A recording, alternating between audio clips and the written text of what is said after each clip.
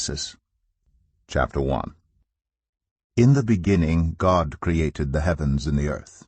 Now the earth was formless and empty. Darkness was over the surface of the deep, and the Spirit of God was hovering over the waters. And God said, "Let there be light." And there was light. God saw that the light was good, and he separated the light from the darkness. God called the light day, and the darkness he called night. And there was evening, and there was morning, the first day.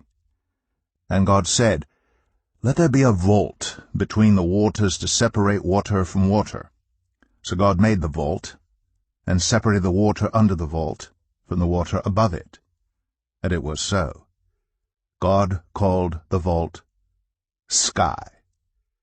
And there was evening, and there was morning, the second day. And God said, "Let the water under the sky be gathered to one place, and let dry ground appear." And it was so. God called the dry ground land, and the gathered waters he called seas. And God saw that it was good. Then God said, "Let the land produce vegetation, seed-bearing plants and trees on the land that bear fruit with seed in it according to their various kinds." And it was so. The land produced vegetation, plants bearing seed according to their kinds, and trees bearing fruit with seed in it according to their kinds. And God saw that it was good. And there was evening, and there was morning, the third day. And God said, "Let there be lights in the vault of the sky to separate the day from the night, and let them serve as signs to mark sacred times and days and years. And let them be lights in the vault of the sky to give light on the earth." And it was so. God made two great lights, the greater light to govern the day, and the lesser light to govern the night. He also made the stars. God set them in the vault of the sky to give light on the earth, to govern the day and the night, and to separate light from darkness. And God saw that it was good. And there was evening, and there was morning, the fourth day. And God said, "Let the water teem with living creatures, and let birds fly above the earth across the vault of the sky." So God created the great creatures of the sea and every living thing with which the water teems and that moves about in it, according to their kinds, and every winged bird according to its kind. And God saw that it was good. God blessed them and said, "Be fruitful, and increase in number, and fill the water in the seas, and let the birds increase on the earth."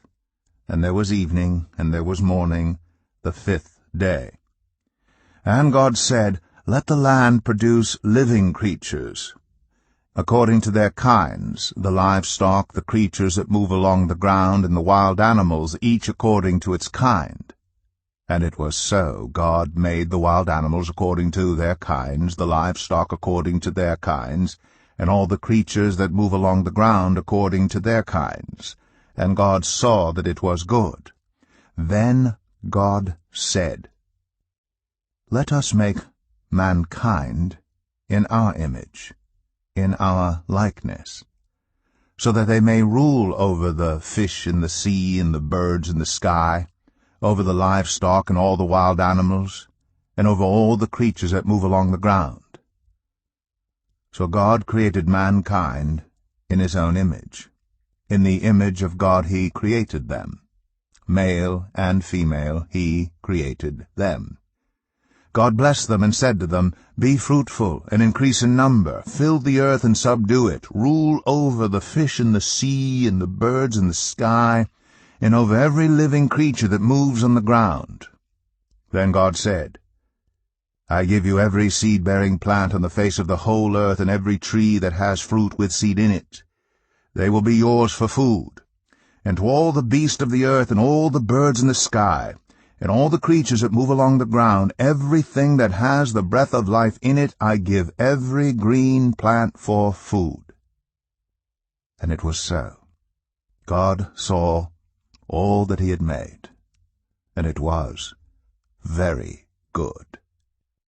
And there was evening, and there was morning, the sixth day.